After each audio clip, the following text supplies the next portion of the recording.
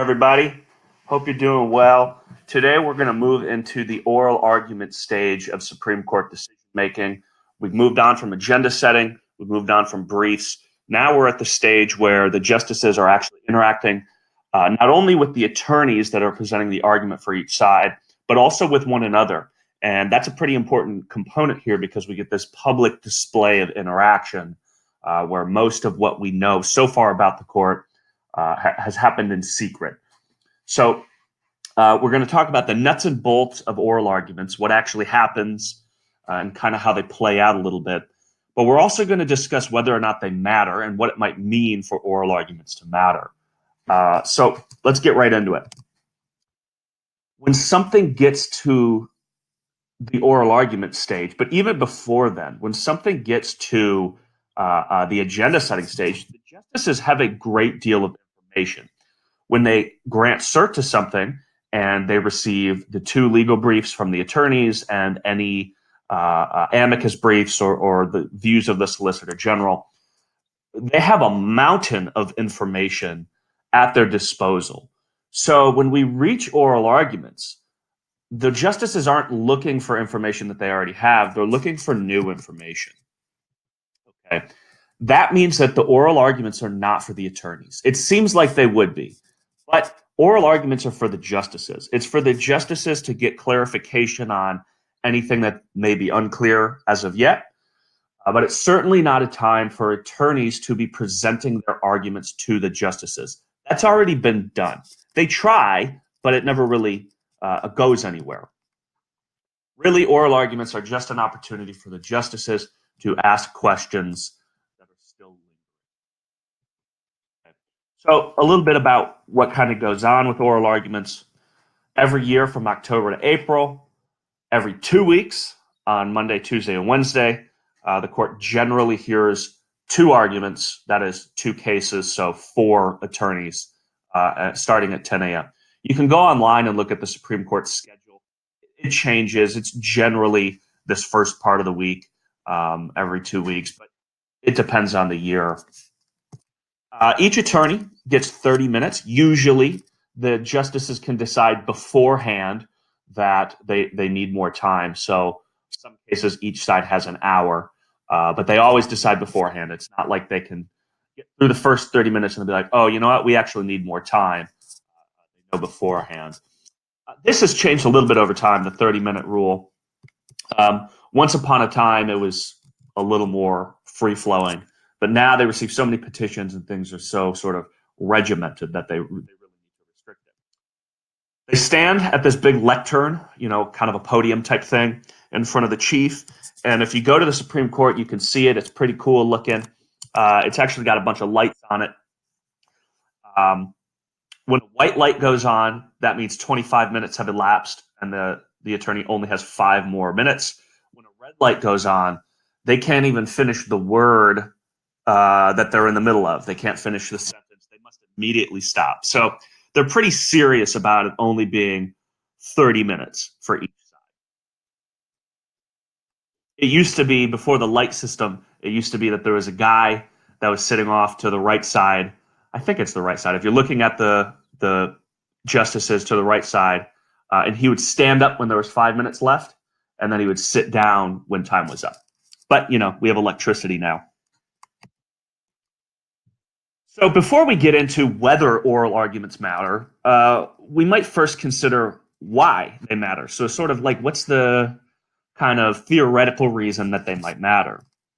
So let's ignore for a second what you might know or what you think you might know about what the justices actually glean from oral arguments. But there's sort of a more outward reason that oral arguments matter. And I kind of hinted at it at the beginning of this lecture. It's the only time we get to see what's going on with the court before the opinion is written. This is the only time we get to see the justices in action. This is the only time we get to see them engaging in collegial behavior. If you remember from some of the other stuff we talked about, like agenda setting and briefs, a great deal of the stuff we know about the inner workings of the court come from the papers of justices who have died and made their papers public. Without that information, we don't know a great deal about what goes on at the court. So seeing this collegial behavior, the justices interacting with each other, it goes a long way in sort of legitimizing what the court does. I won't get too much into sort of how public perceptions of the judiciary work, but it's pretty interesting because even if people disagree with the decision of the court, almost all of the images of the court of the justices in robes, and they're in the this big courtroom, and there's not actually any gavels, but there's scales of justice and things. So there's all of these. There's this imagery that sort of legitimizes the court. So seeing the justices in that realm turns out to be pretty important in terms of public opinion. Oral arguments are very confrontational. I've said this before in this course. Attorneys almost never get through a full sentence before being interrupted. In one of the most recent Obamacare case, the attorney was literally interrupted, I think, after 4 or 5 words. I mean, they really don't get to present an argument. Oral arguments really are not for the attorneys to present an argument. The justices know this, and they jump in immediately. Now, Chief Justice Roberts has expressed concern publicly about the way that oral arguments have been going the last number of years, really under his helm as chief. He tries to rein in sort of this confrontational nature, but he really doesn't have any authority. He can't sanction the associate justices or anything like that. So it's really just wishful thinking on Roberts' part. It's not just the justices jumping down the attorney's throat. They interrupt each other as well, and quite frequently. I say confrontational. They're not swearing at each other. It's pretty polite. They say excuse me and things like that. But it is confrontational. Not letting somebody finish their sentence is fairly confrontational in any setting. But it makes sense that the justices are doing this. They have questions that they need answered, and they've only got 30 minutes to get the answers. So let's take a look at who speaks. This data at this point is getting a little bit old. These are all justices from 2004 to 2015. So we see here, let's start on the right side of the figure. The y-axis here is the percentage of oral arguments during which a justice spoke. So if they hear 100 oral arguments, and what number of them did they speak? On the right side, we see Sotomayor leading the way. She speaks 95% of the time. So in 95 out of 100 oral arguments, she asked a question. But she's not really an outlier. If you follow my cursor here and look from Scalia all the way up to Sotomayor, most justices in this time period are speaking in 85% or more of oral arguments. The outlier here is, there's a couple of outliers, I guess. Rehnquist, when he was alive, he's been dead for well over a decade at this point, but in this time period, which is only 2 years while he was alive here, but he only spoke about 30% of the time there. The most intriguing and the largest outlier is Justice Thomas. He very infrequently speaks. At one point, he went 7 years without uttering something on the court, and when he finally broke his silence, it was a joke about Harvard. Thomas has been asked why this is the case. He says it's his Southern upbringing. It's rude to interrupt people. To me, that just seems like he misunderstands the nature. Well, not misunderstands, but doesn't capitalize on what oral arguments are and sort of what they've become. So I don't know about that. Next, we have verbosity. So here we see, I went back a slide. Here we see how often they speak, but who speaks a lot. So verbosity, what I mean by that is the average number of words per speaking or per utterance. So on the y-axis, we have that. And you see at the far end, Kagan and Breyer speaking the most words per utterance. So on average, when they ask a question, it's somewhere in the neighborhood of 50 words. Alito and Souter here, we see it's a little bit less, maybe about 45. Ginsburg around 40. O'Connor all the way down. She asked pretty short questions. So did Rehnquist. I'm speculating here, but Breyer's been a law professor for 30 years. Kagan was the Solicitor General. Maybe there's something to those experiences that, they sort of, everything's couched in legalese for them, and they kind of think in those big word terms. How often do they speak per term? So we saw the percentage of oral arguments at which they spoke, but how often? This is the number of times speaking per term, so it's a raw number. You see down at the left end, Thomas, he's only speaking about 2 times per term. Again, these are data from 2004 to 2015. So, extrapolate that. Thomas spoke somewhere in the neighborhood of 20 times in that time period. The late Justice Scalia on the right side, we see on the other hand, he spoke a lot. So he didn't lead the pack in terms of oral arguments at which he spoke, but it turns out that when he speaks quite a bit, 1,700 times per term. Now remember, they're only hearing about 80 cases, so he's speaking 1,700 times in the course of about 80 cases. Chief Justice Roberts, about 1,600 times. Rehnquist, O'Connor, Alito, they don't speak that much, but it's sort of varied. Some justices are just a little more loquacious than others. Now let's talk about interruptions. Some justices are interrupted more than others. I love these data. This is really interesting. You'll see why in a second. So this is the frequency of being interrupted. You'll see Thomas does not get interrupted. That makes sense. He doesn't speak. You can't get interrupted if you don't speak. And I think the other justices are probably so shocked when he does speak that they just let him go. Rehnquist wasn't interrupted much. I wonder if that's because he was the Chief Justice, but he also didn't speak a whole lot.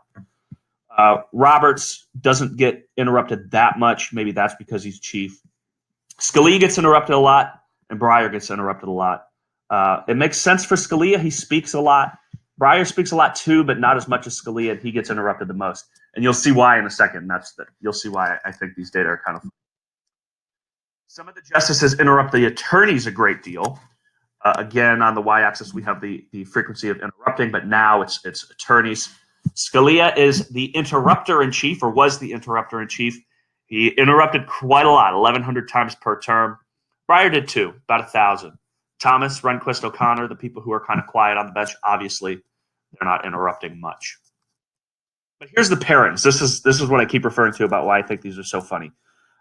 This is just the 2015 term. So on the y-axis here, we have the justice who did the interrupting, and on the x-axis, we have the justice that was interrupted.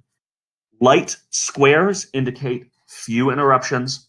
Dark blue squares indicate lots of interruptions. So this is just for one term. Okay, so follow my cursor here, and let's look at Roberts. Roberts actually interrupted Alito quite a lot. That's kind of surprising. They're ideological friends. Roberts, and if you follow again all the way down to the right, Roberts interrupted Sotomayor a lot. That's not that surprising. They're on opposite ends of the ideological spectrum. Kennedy does a good bit of interrupting. Where's Scalia? Scalia does some interrupting here as well. Alito interrupted Sotomayor quite a bit, perhaps the most. Kennedy interrupted Sotomayor the most in these data. And that kind of makes sense. She speaks a lot. But that's just one term. Let's look at the 2004 to 2015 terms, and this is where I think it's funny. These gray ones are no interruptions because they didn't sit on the court together. Again, light squares indicate few interruptions. Dark blue squares indicate lots of interruptions. And we see here there's only 2 that really make a difference, and it's Scalia interrupting Breyer and Breyer interrupting Scalia. They just didn't get along on the bench. They were, by all accounts, friendly with one another, collegial, but they just interrupted each other. So these 2 in this 11-term period drive most of the results for there being interruptions. I think that's hilarious. Moving on. There are differences in who gets interrupted across gender. Remember, there's only been 4 female Supreme Court justices. 3 of them are currently sitting. There's lots of work in psychology and business and all these other fields that suggest that women are interrupted more in board meetings and at all these other things, in classrooms and things like that. So some researchers wondered if this is true on the court as well. And you see here on the left side of the panel, the number of times that they were interrupted, and then on the right side of the panel, who did the interrupting. And the y-axis is the number of instances of interruption and being interrupted in 2015. We see here that the female justices, of which there are only 3, were interrupted 142 times. The male justices were only interrupted 106 times. Now, the female justices did the interrupting 77 times, so Sotomayor could interrupt Kagan, but the males did the interrupting 151 times. Now, you could look at this, if you follow my cursor, the got interrupted data, and say, well, it's sort of, maybe it's not a gender difference, maybe it's just, that's the way the interruptions work. All 3 of the females are liberals, so it could just be liberals being interrupted more than conservatives or something like that, right? So I broke it down by average so that it isn't just like, oh, there's 3 and they're all liberal, and I excluded Thomas, okay? So the number of instances, the females were interrupted an average of 47.3 times per. So, Sotomayor was interrupted more than Kagan, but if you average it across the female justices, 47. If you average it across the male justices, it's only 21 interruptions. If you average the number of times that each female interrupted, it's 25, and the average male interrupted around 30. So that's a pretty interesting breakdown because females interrupt almost as much as the males, not quite as much. Those are statistically different, 25.7 to 30.2 on the right side of the figure. But being interrupted, the female justices are much likelier to be interrupted than the male justices. Now, a couple of researchers published these results a few years ago, and it got some national news. It made some press. And John Roberts, Chief Justice John Roberts, said that he was very concerned about that, and he wished to sort of rein that in. And in the years since then, and who knows if this is a long-term trend, but in the couple of terms since then, the females and the males have been interrupted at about the same clip. So, next time you go home and somebody's, and your family's saying, why are you a political scientist? There you go, making real-world differences. All right, so that's kind of the nuts and bolts of oral arguments, how they kind of shake out, the interruptions, who interrupts whom, and all that. Now let's move into the question of whether or not oral arguments matter. There's a lot of reasons that they wouldn't matter. The justices have so much information at this point that it's not clear that they're going to be persuaded by anything that the attorneys say. And there's some anecdotal evidence for this. A circuit court judge, he once said he knew how he was going to vote in 80% of cases based only on the briefs. Now, that's not surprising. It's not clear what new information an attorney can reveal. And the justices are probably asking leading questions at oral arguments to try to confirm or disconfirm their beliefs about something. So it's, these aren't trials. It's not like we can have a shocking witness or something like this. These are appeals. Most of the information is out there. So a well-informed justice could very well have his or her mind made up. And we also know that ideology explains 93% of variance in merits voting. So we're left with this small, this small amount of space where oral arguments could even matter. Preferences are stable, so what's left for oral arguments to do? Can they actually provide any information? Well, we've been talking recently in this class about what it means to have influence, and we've talked a little bit about influence being not the vote itself, but the outcome. Not the vote, but the outcome of the law. The law changes. That's influence. The final outcome, as is written in the opinion, may vary based on legal briefs and oral arguments and all of that. So that's why oral arguments might matter. It's very unlikely that they influence votes, but they're still influential. One reason that they're influential is that this is the first time the justices have sort of control over the information that's given to them. Legal briefs are trying to be persuasive. Amicus briefs are trying to be persuasive. This is the first time that the justices can kind of grab somebody by the lapels and say, no, answer my question, because you've skirted around it in the legal brief so far. One group of researchers writes, oral argument frequently provides an indication of which is the most likely basis for a decision, but oral arguments don't provide reliable cues as to how a given justice will vote. So that likely basis for a decision, that's what we're talking about when it's the outcome of the law, right? Let's say we have this legal question, and there's two constitutional provisions that could lead to different views on that case. Okay, oral arguments is the time when we first start to see, oh, they're going to go with constitutional argument A instead of constitutional argument B, and oral arguments can help get there. Right before oral arguments, it's well, A and B are equally viable, but at oral arguments, we see, oh, A is a little more viable than B, or at least it seems that way. We won't know for sure until we see the written opinion, but A seems a little more viable than B. So even if oral arguments don't influence the final votes, they can still influence the court's decision making. They still have information, new information that they get, and it can still influence sort of the substantive outcome of the law.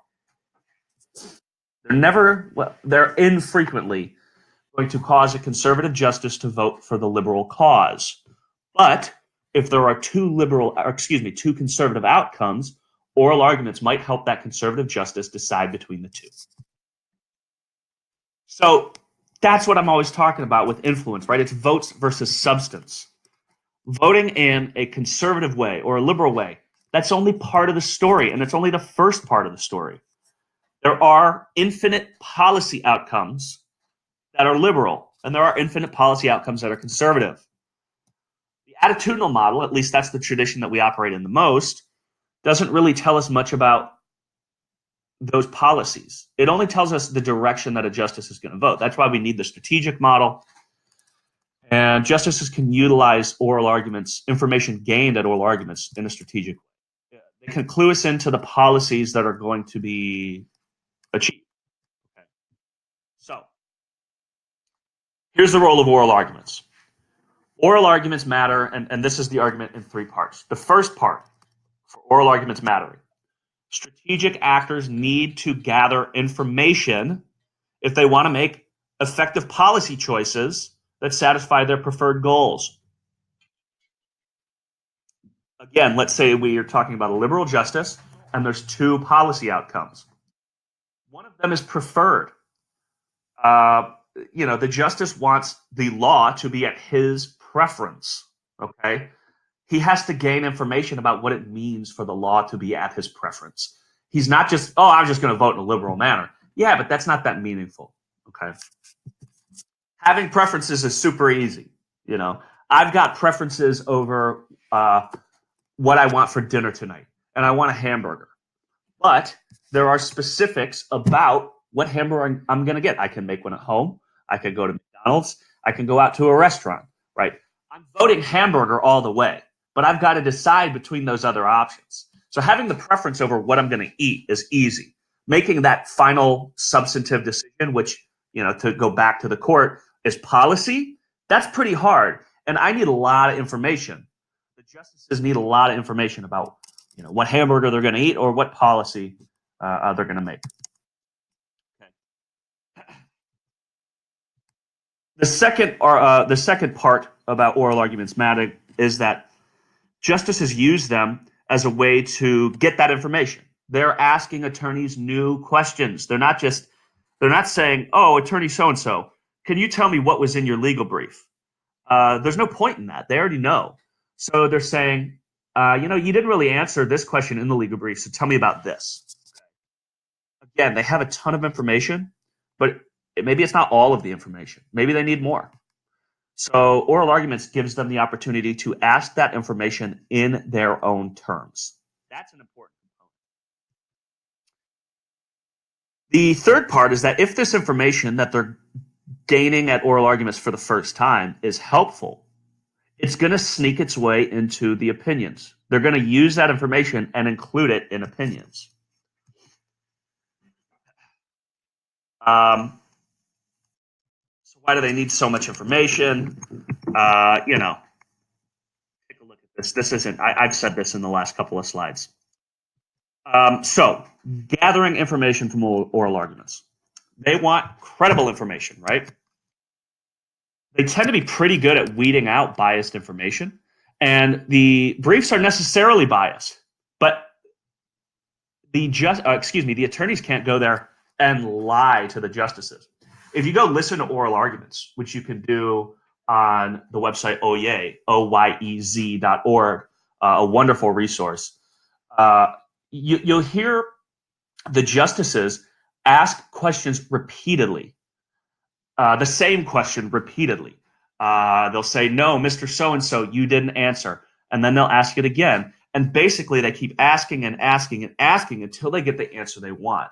The attorneys try to be, they try to lawyer it up as much as they can and be clever and move around answering a question they don't want to answer. But at the end of the day, the justices will back them into a corner and make them answer. That's what I just said. And then the final part here, this last point here, is that oral arguments is also a pretty clever way for the justices to interact with each other, because somebody might be asking a question with they may be thinking, oh, Justice so-and-so down the bench probably wants to hear the answer to this as well, and I want to signal to her that this is my thinking on it. So they can kind of start to coalition build without actually sitting down or sending messages to each other that that's what they're doing. They can signal. All right. So, I've said, oh, this is what oral arguments do, but let's talk about how we can test these theories.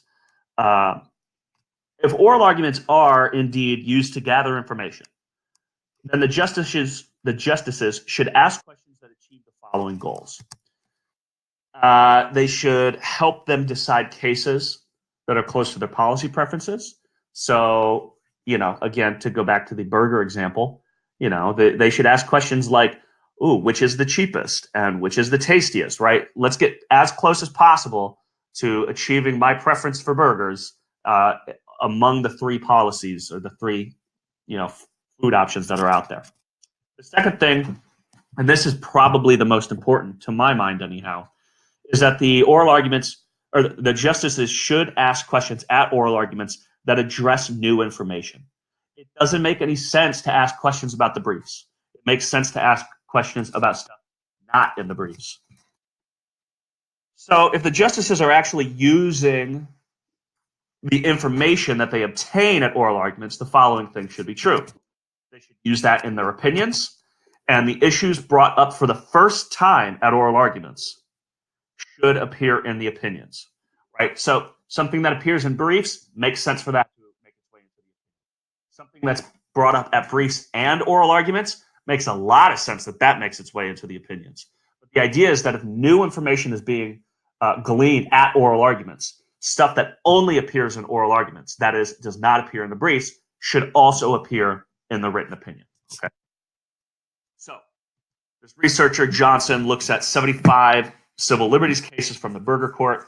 Since then, he has done other research with more cases and also finds this to be true. So this is a small subset. This is early research, but this has been sort of confirmed in subsequent work.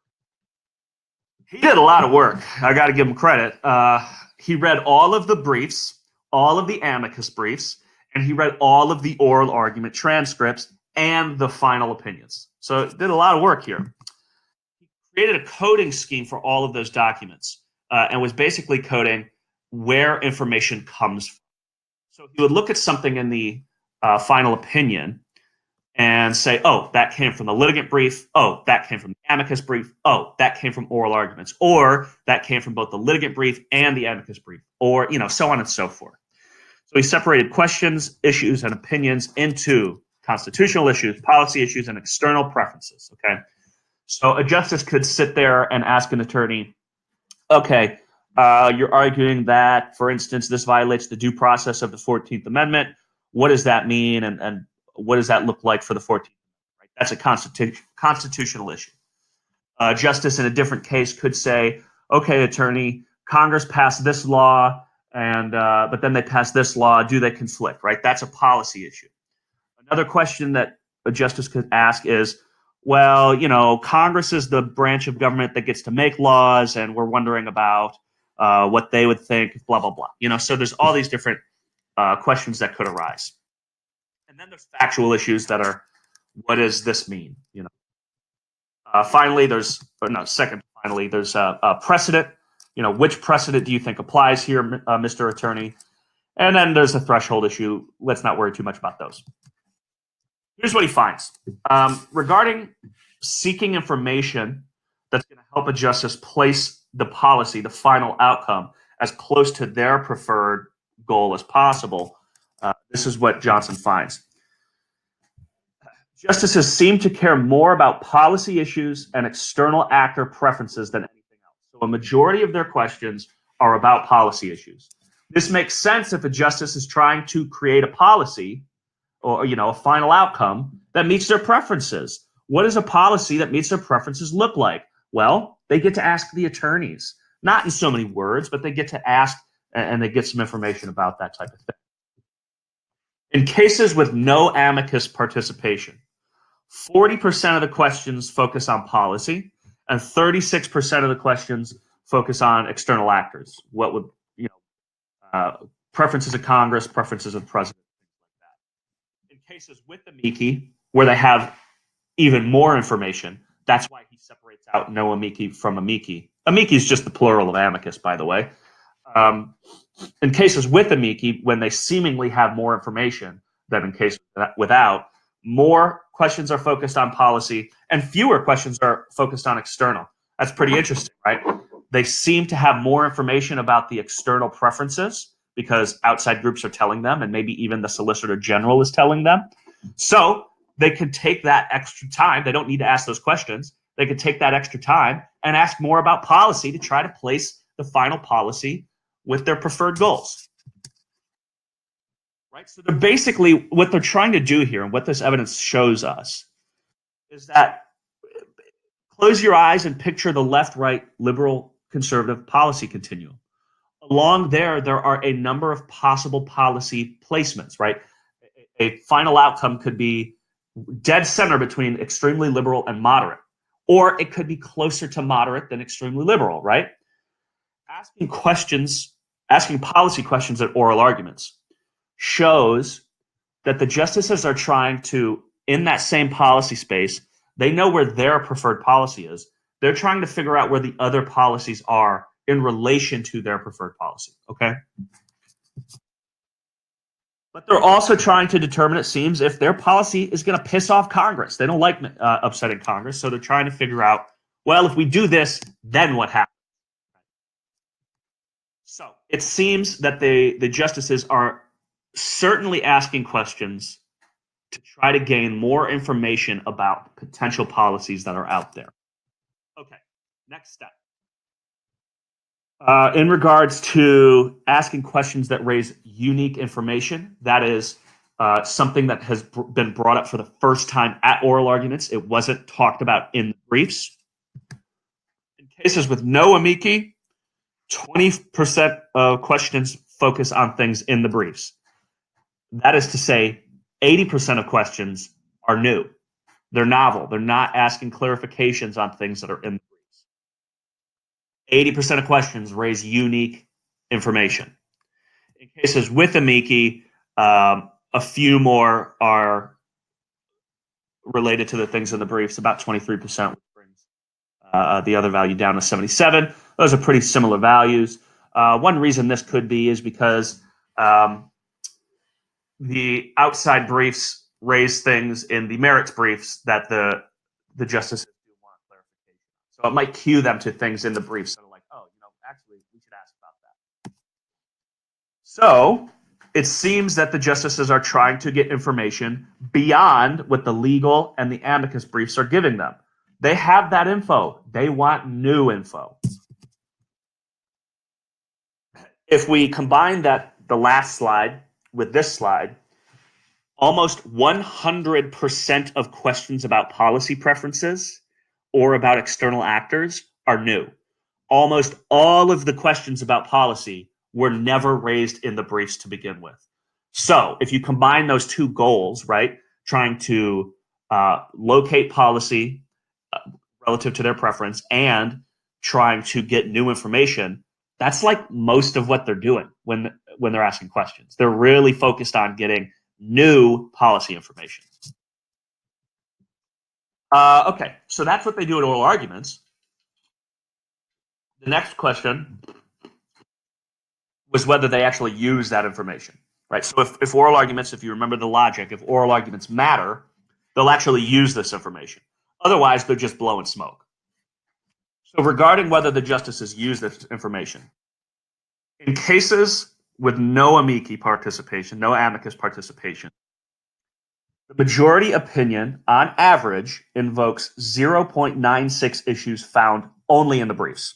So if something was in the briefs and it wasn't talked about in oral arguments, the majority opinion has almost one of those. However, it invokes 6.4 issues addressed during oral arguments. So this is somewhere in the neighborhood of 6 times more information that is unique to oral arguments making its way into final written opinions, 6 times more of that than information unique to briefs. So information unique to briefs, I'm sure it's important, but it doesn't make its way into the final opinion. Information unique to oral arguments works its way into the final opinion at about 6 times the rate of unique brief info. How much of the opinion uses this new information? In cases without amici, 11% of the points in the syllabus come from the brief only. The syllabus is more like a kind of it's kind of like a table of contents almost, but it has some more substance to it. So you don't have to go read the whole opinion to kind of understand what's in the syllabus. The syllabus is kind of like an abstract, if you will, an abstract to the written opinion. So that's what Johnson uses here to sort of see what goes into the written opinion. So 11% of the points in the syllabus come from the brief only. 44% of them were raised in both briefs and oral arguments, which means that a full third of the points in the syllabus come from oral arguments only. That is the plurality. Well, in terms of uniqueness, that's the plurality. Obviously, 44% is the plurality, but it's hard to separate out what came from brief and oral, sort of where it originated or where it was more important. So it seems like one of the driving forces of the content in the syllabus, which means the content in the opinion, is from information uniquely raised at oral arguments. In cases with amicus participation, these values are 6%.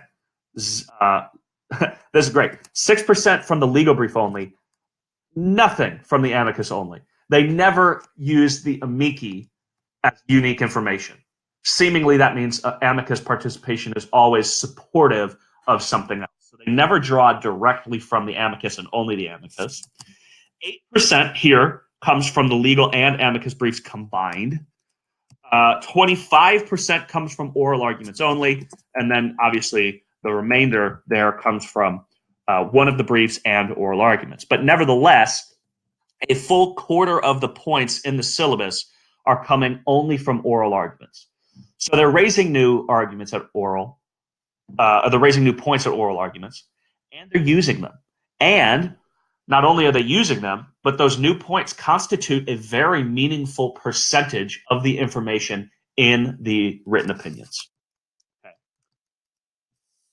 So oral arguments, they probably just don't influence votes. I think I have a tough time imagining a situation where a justice goes into oral arguments and leaves having totally changed their mind. That doesn't mean they won't change their mind. Later on when they're writing the opinion, they can bargain over it and sort of have their minds change there. You'll see examples of that when you go read those notes. But I think it's rare where a justice thinks, oh, I'm going to vote liberally, and then they hear oral arguments, and then they say, oh, you know what? I'm going to go the conservative direction on this one. But that doesn't mean oral arguments aren't important. They allow the justices to obtain a lot of things. One is information on policy. That's really crucial for them. Another is information on their colleagues' preferences and where the final outcome might be when they start writing. But I think the most important thing is new information not addressed in the briefs. This is the time for them to get new information. And they really like new information on policy. This information ends up being in the merits outcome. It ends up being in the written opinions. And that is, if I had to pick one thing that was important for Supreme Court, it's not votes, it's the written opinion, it's the law. So oral arguments influence the law. They don't influence votes, but they influence the law. Another way to say that is they influence the final substantive decision.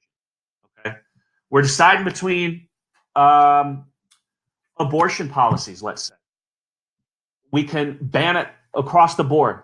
No, even health of mother restrictions not allowed, or we can allow some abortions for things like health of the mother or instances of rape or something like that, or we can allow abortions all we want.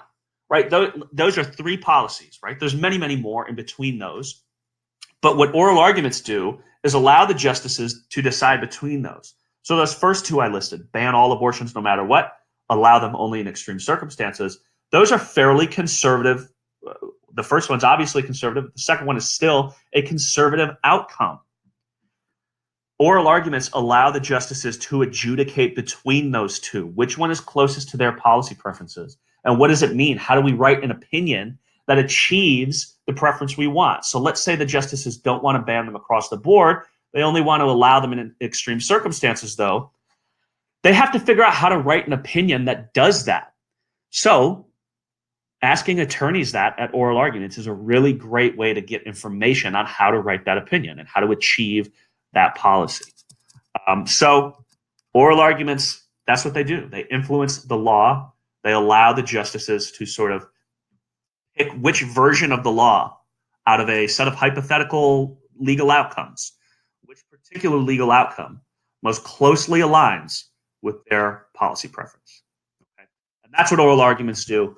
Next, we'll move on to talk about what works at oral arguments, what doesn't. So what happens when the justices are sort of appealing emotionally, right? Can we predict votes based on how the justices behave at oral arguments? So that's next time. You'll hear me then.